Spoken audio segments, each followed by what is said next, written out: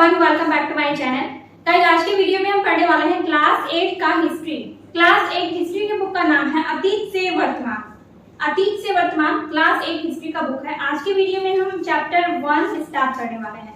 Chapter 1 का नाम है कब, कहां और कैसे। तो आज की वीडियो में हम इस चैप्टर को पढ़ने वाले हैं। जब हम चैप्टर को पढ़ के समझ लेंगे तो हमें क्वेश्चन बनाने में भी आसान होगा। वीडियो आपको थोड़ी सी भी हेल्पफुल लगेगी तो प्लीज वीडियो को लाइक कीजिएगा, कमेंट कीजिएगा एंड अपने दोस्तों के साथ वीडियो को शेयर कीजिएगा। तो चलिए इसी के साथ हम आज का वीडियो स्टार्ट करते हैं। तो ये है क्लास 8 का बुक जिसका नाम है अतीत से वर्तमान। तो आज के वीडियो में हम पढ़ने वाले हैं चैप्टर 1। तो आप यहाँ पर देख सकते हैं कि इसमें टोटल 14 चैप्टर हैं। तो आज की वीडियो में हम चैप्टर 1 पढ़ेंगे। चैप्टर 1 से हम स्टार्ट करेंगे, देन हम चैप्टर वाइज इस बुक को कंप्लीट करेंगे। ओके, तो चलिए हम पढ़ते हैं चैप्टर 1 कब, कहां और कैसे। दोस्तों यहाँ पर आप देख सकते हैं, यहाँ पर आपका संविधान के बारे में आपको दिया गया है। हमारा मूल कर्तव्य यानी कि हम नागरिकों का मूल कर्तव्य क्या क्या है। ठीक है, तो हो सके तो एक बार आप लोग इसको भी पढ़ लीजिएगा। ठीक है, क्योंकि हम सभी नागरिकों को अपने मूल कर्तव्य के बारे में पता होना चाहिए। हमारे कुल 11 मूल कर्तव्य हैं। ठीक है, कुल 11 मूल कर्तव्य हैं। तो इन सभी को आप पढ़ लीजिएगा। चलिए हम स्टार्ट करते हैं चैप्टर। देखिए, कब, कहां और कैसे। तो पिछली कक्षाओं में हमने यह जाना कि अध्ययन की सुविधा के लिए इतिहास को प्राचीन, मध्य एवं आधुनिक 3 कालखंडों में बांटा गया है। पहले लाइन से हमें ये इम्पोर्टेंट बात पता चलती है कि अध्ययन की सुविधा के लिए इतिहास को 3 कालखंडों में बांटा गया है, प्राचीन काल, मध्यकाल और आधुनिक काल। ठीक है, कक्षा 6 में आपने प्राचीन एवं कक्षा 7 में मध्यकाल में हुए मुख्य परिवर्तनों एवं विशेषताओं के बारे में जाना। अब कक्षा 8 में हम मुख्य रूप से आधुनिक काल में हुए परिवर्तनों और की जानकारी हमें जिन स्रोतों से मिलती है उनके बारे में जानेंगे। ठीक है, देखिए कक्षा 8 में हमें क्या पढ़ने वाले हैं। कक्षा 8 में हम पढ़ने वाले हैं आधुनिक काल में हुए परिवर्तनों के बारे में, और आधुनिक काल में हुए परिवर्तन की जानकारी हमें कहाँ से मिलती है, किन स्रोतों से मिलती है, उसके बारे में भी हम लोग इस कक्षा में पढ़ेंगे। तो प्रत्येक काल में होने वाले परिवर्तन ही उस काल की विशेषता होती है। आप यह भी जानते हैं कि हमारी दुनिया शुरू से लेकर आज तक कभी भी स्थिर नहीं रही है। मतलब हमारी दुनिया में हमेशा परिवर्तन होते रहता है।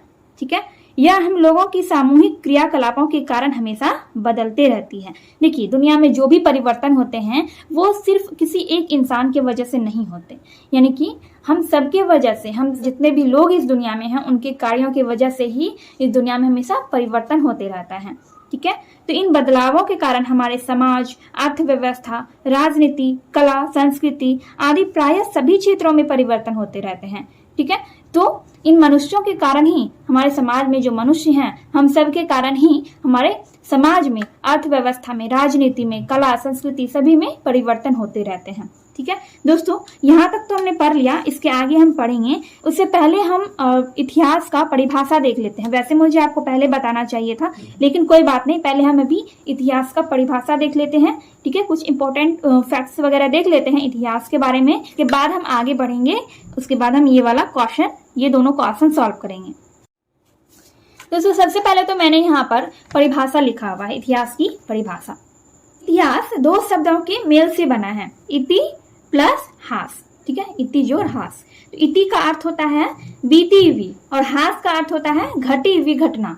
ठीक है, तो अतः बीती हुई घटनाओं का अध्ययन करना अथवा अतीत का अध्ययन करना ही इतिहास कहलाता है। बहुत ही सिंपल सा डेफिनेशन है, आप इसको ध्यान में रख सकते हैं। इति का मतलब क्या होता है? इति का मतलब होता है बीती हुई और हास का मतलब होता है घटी हुई घटना। तो जब हम बीती हुई घटनाओं का अध्ययन करते हैं, यानी कि हम जब अतीत का अध्ययन करते हैं, तो उसी को क्या कहते हैं? इतिहास कहते हैं।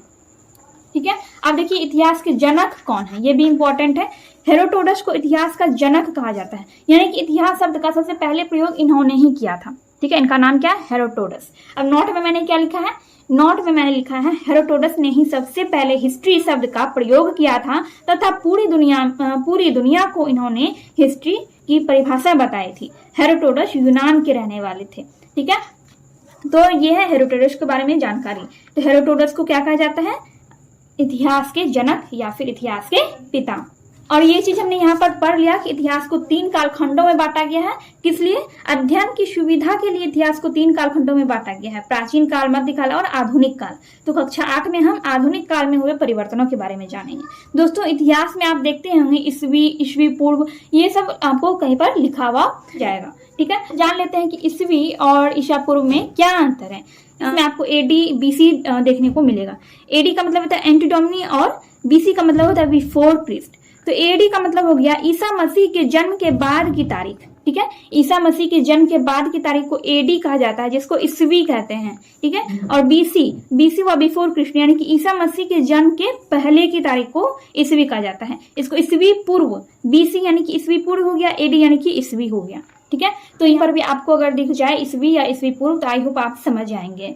तो चलिए अब देखते हैं इस चैप्टर में जो क्वेश्चन दिया गया है। आप कक्षा 6 एवं 7 में पढ़ी गई बातों के आधार पर चर्चा करें। प्राचीन काल में मनुष्य की जिंदगी में आने वाले 5 मुख्य परिवर्तन क्या हो सकते हैं। क्वेश्चन है प्राचीन काल में मनुष्य की जिंदगी में आने वाले मुख्य परिवर्तन क्या हो सकते हैं। तो यहाँ पे 5 मुख्य परिवर्तन पूछ रहा है। ठीक है, 5 मुख्य परिवर्तन क्या हो सकते हैं। तो देखिए इसमें मैंने क्या क्या लिखा है। प्राचीन काल में मनुष्य का जीवन मुख्य रूप से कृषि पर आधारित था। धीरे धीरे अन्य आर्थिक कार्यों का विस्तार हुआ, वाणिज्य व्यापार का विस्तार हुआ, धीरे धीरे प्रौद्योगिकी और विज्ञान का भी विस्तार हुआ। तो 3 चीज तो आपको यहीं पर मिल गया। तो पहले जो है लोगों का जीवन कृषि पर आधारित था। ठीक है, धीरे धीरे अन्य आर्थिक कार्यों का विस्तार हुआ और वाणिज्य व्यापार का भी विस्तार हुआ, प्रौद्योगिकी और विज्ञान का भी धीरे धीरे विस्तार हुआ। लोग शहरीकरण की ओर बढ़ने लगे, मतलब लोगों में नई नई सोच का विस्तार हुआ और वो अपने क्षेत्र को जब धीरे धीरे वैज्ञानिक सोच का विस्तार हुआ तो इससे क्या हुआ, उनके रहन सहन में परिवर्तन होने लगा। तो यही सारे परिवर्तन प्राचीन काल में हुआ। दूसरा क्वेश्चन यहाँ पर था कि मध्यकाल में सामाजिक और राजनीतिक क्षेत्रों में आए 5 मुख्य परिवर्तन क्या हो सकते हैं। तो यहाँ पर हमने इसका आंसर लिखा है। इसमें मैंने लिखा है कि मध्यकाल में सामाजिक और राजनीतिक क्षेत्रों में आए 5 मुख्य परिवर्तन निम्न हैं। पहला है जातियों और उपजातियों की संख्या में वृद्धि। ठीक है, मध्यकाल में क्या हुआ, जातियों और उपजातियों की संख्या बढ़ने लगी। शूद्र वर्ण का उदय होने लगा। 4 वर्ण के बारे में आप पढ़ेंगे जब आप आगे की कक्षा में जाएंगे। देखिए 4 वर्ण होता है, ब्राह्मण, क्षत्रिय, वैश्य और शूद्र।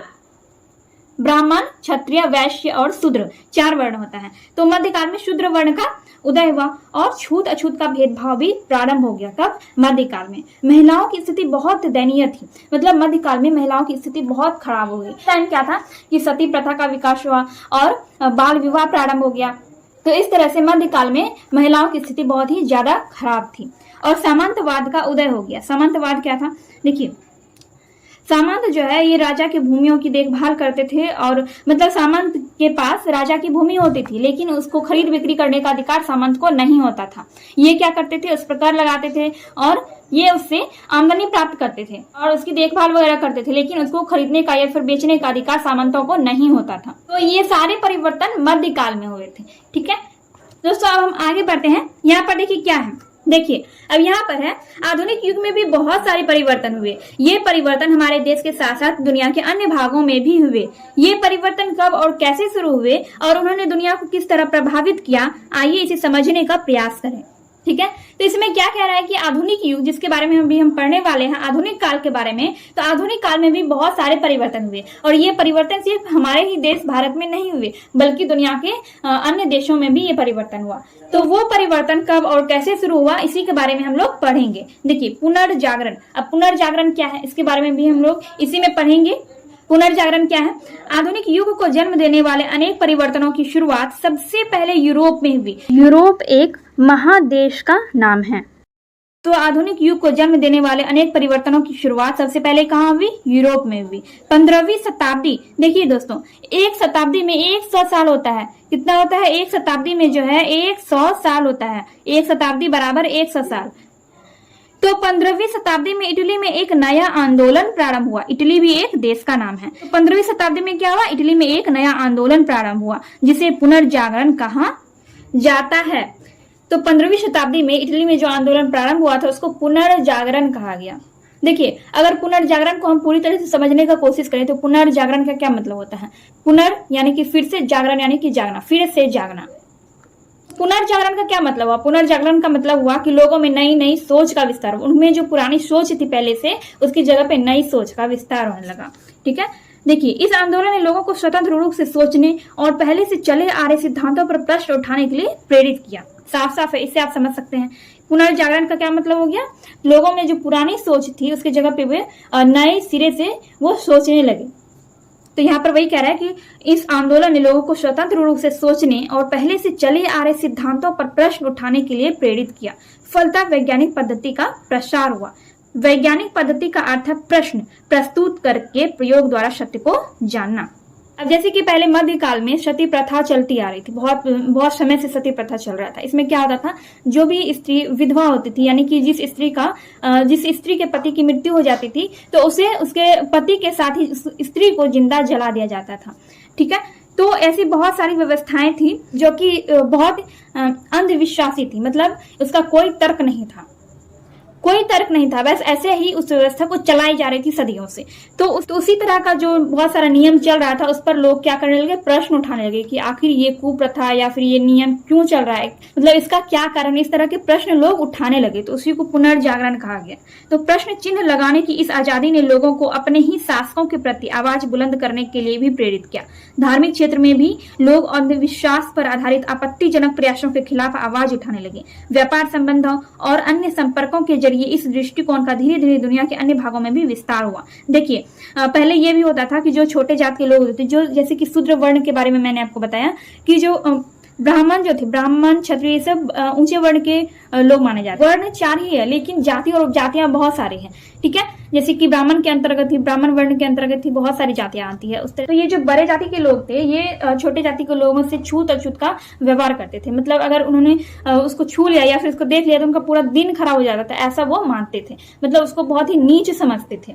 उसको छूना या फिर देखना भी उनके लिए घोर पाप हो जाता था। और उनको मंदिर में जाने की या फिर पहले के जमाने में मध्यकाल में स्त्रियों को धार्मिक क्रियाओं में भाग लेने की मतलब अनुमति नहीं थी।